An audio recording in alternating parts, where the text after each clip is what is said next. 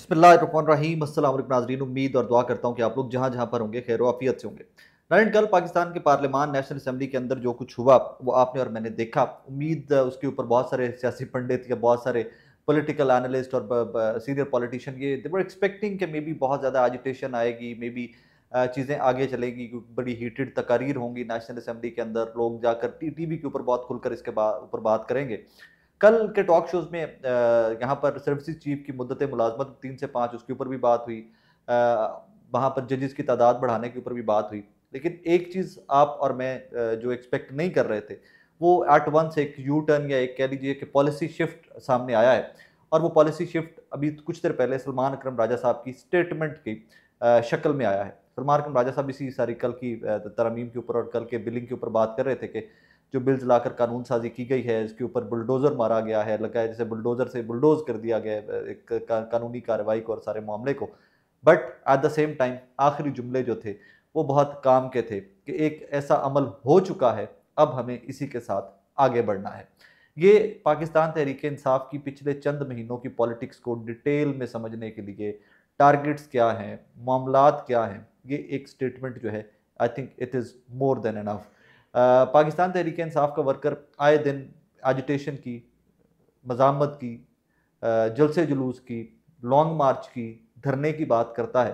लेकिन पाकिस्तान तहरीक इंसाफ की लीडरशिप और इनकी पॉलिटिकल कमेटीज़ जो हैं, उनकी अगर आप रोयदादे सुने, बहुत सारी मतलब कुछ कहानियाँ ऐसी होती हैं कि जो रिपोर्ट भी नहीं की जा सकती, कि रिपोर्ट किया जाए तो सोर्स जो है वो विजिबल हो जाते हैं, सोर्स जाहिर हो जाते हैं कि फ़लाँ जगह से ये खबर निकली एंड ऑल दैट। लेकिन all is well when it comes to PTI. मुझे कभी कभार ऑनेस्टली स्पीकिंग मुझे कभी कभार लगता है कि पाकिस्तान तहरीक इंसाफ की जो इलेक्टेड लीडरशिप है, जो असम्बलीज में पहुंचे हुए और जो मौजूदा लीडरशिप है, इनमें से कुछ 70-80% लोग तो ऐसे हैं कि जिनकी शायद ये प्रायोरिटी रह ही नहीं गई हुई कि इमरान खान साहब अभी जेल के अंदर हैं।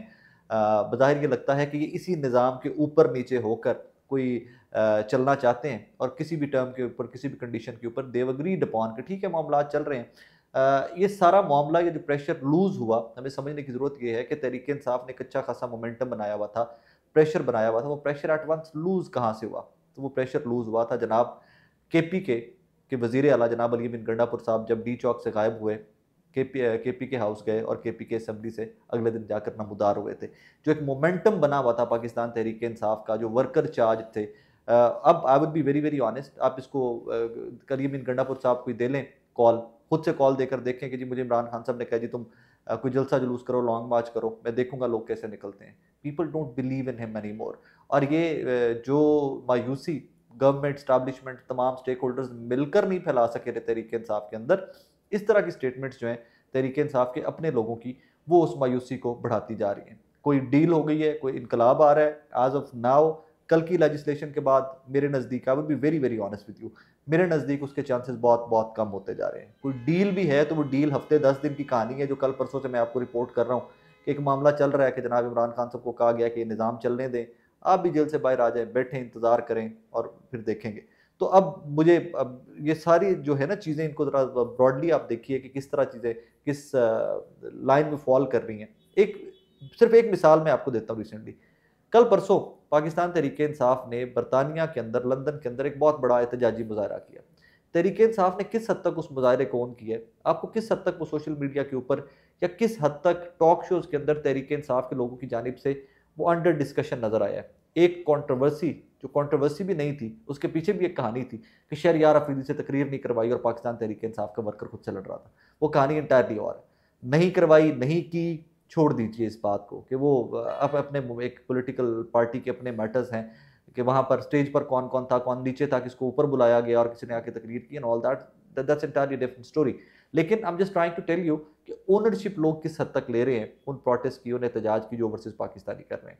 किस हद तक वो तमाम चीज़ें जो एहतजाज की तरफ लेकर जाती हैं, किस हद तक वो तमाम नैरेटिव जो एहतजाज की तरफ लेकर जाते हैं, आप उनकी ओनरशिप देखिए। बैरिस्टर गौर की कल की स्टेटमेंट है असेंबली से निकलते हुए, मतीउल्लाह जान साहब और बाकी साहब, उनसे पूछा कि आपने, यार आपको पता ही नहीं लगा कि आप किस किस चीज़ के लिए क्या क्या बिल वहाँ से पास हो गए और आप लोग बैठे, उनका हमें पता ही नहीं चला, मतलब वो समझ ही नहीं आया, सुना ही नहीं है। इतना कह के बैरिस्टर गौहर जो है वो गाड़ी में बैठे हैं और वो वहाँ से चलते बने हैं। अब अगर पाकिस्तान तहरीक इंसाफ का वर्कर, बुरी खबर है मेरे लिए, मेरे पास आपके लिए, कि अगर आप बैरिस्टर गौहर से, सलमान अकरम राजा साहब से, अली बिन गंडापुर साहब से इनकलाब की उम्मीद लगाए बैठे हैं कि ये लोग निकलेंगे तो लाखों करोड़ों पाकिस्तानी इनके साथ निकलेगा, तो वैसी तो कहानी होती नज़र नहीं आ रही है, बिल्कुल नज़र नहीं आ रही है दिस मोमेंट। कोई डिप्लोमेटिकली कोई मतलब ले देकर कोई डील का ये कोई रास्ता निकाल लें, मुमकिनात में से है। एजिटेशन से पॉसिबल नहीं है एट दिस मोमेंट, बिल्कुल मामला ख़त्म होते जा रहे हैं। 9 तारीख को आप सवाबी में जलसा अनाउंस करती है पाकिस्तान तहरीक इंसाफ, पंजाब में क्यों नहीं अनाउंस कर रहे यार आप लोग? पंजाब में आपको डर है? आपको इमरान खान बार बार पैगाम भिजवाते हैं गिरफ्तारियां दो, गिरफ्तारियां दोगे तो और बड़े लीडर बनोगे। तुम लोग घुस घुस कर बार बार केपी जाते हो कि जनाब जहां पर अपनी हुकूमत है, जहां पर बंदा कोई पूछे ना, धमकियां टीवी के ऊपर आकर बहुत बड़ी बड़ी लगेंगी।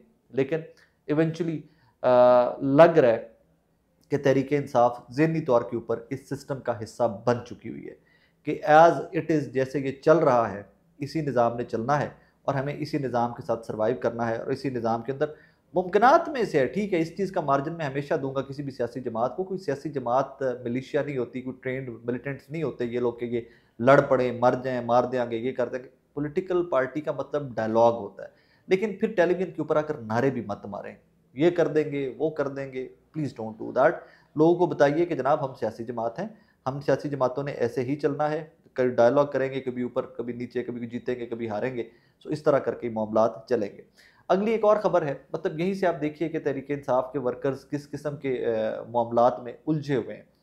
हिबा फवाद चौधरी साहबा है, फवाद चौधरी साहब जो पाकिस्तान तहरीक इंसाफ के रहनुमा हुआ करते थे, बिकॉज सलीमा खान साहबा कह चुकी हैं कि he is no more PTI, he is not part of PTI।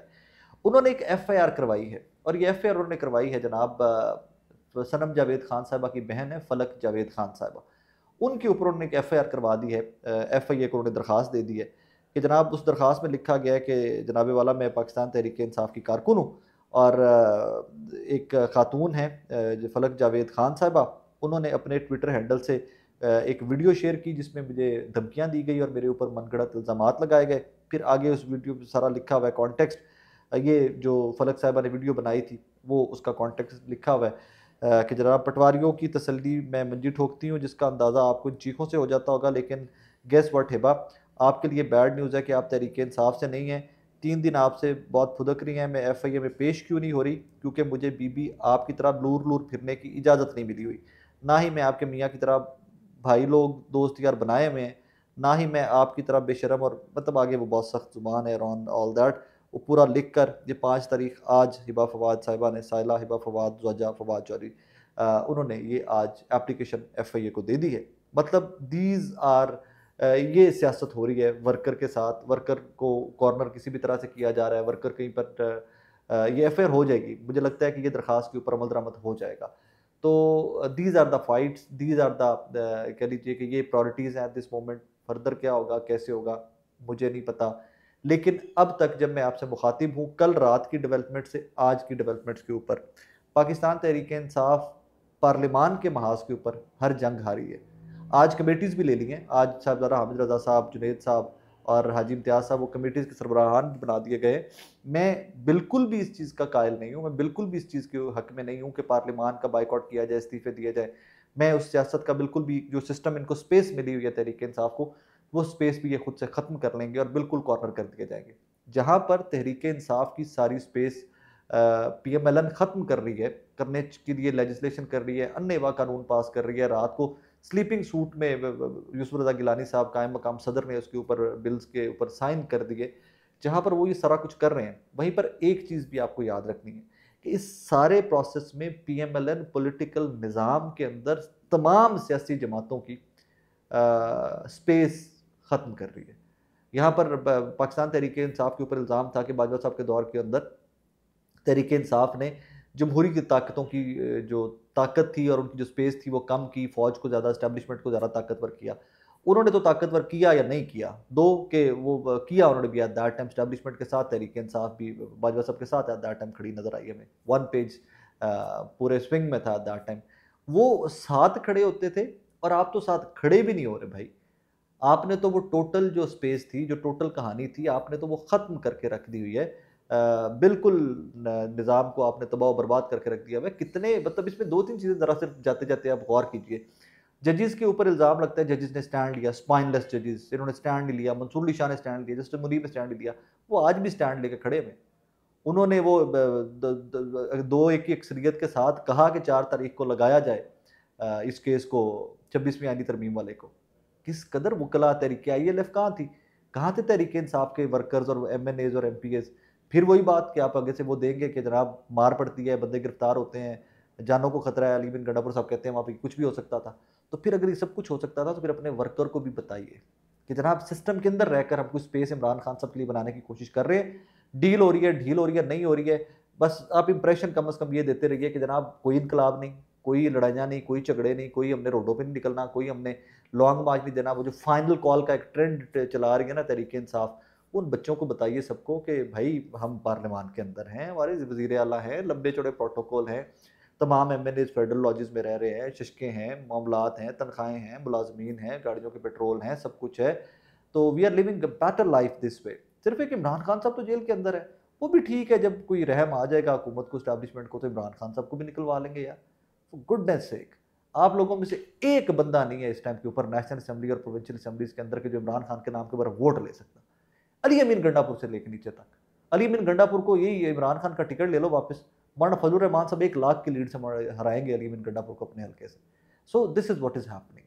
ये अजीब सी एक कार्रवाई चल रही है कि वो हर चीज़ को इनको लगता है कि दुनिया बड़ी स्टूपिड है, पोशीदा भी रख सकते हैं और अंदर अंदर कार्रवाइयाँ भी डालते रहेंगे। लेकिन this is exactly that's my perception, that's how I see things. मुझे लगता है कि this is what is happening around us. अपना ख्याल रखिएगा।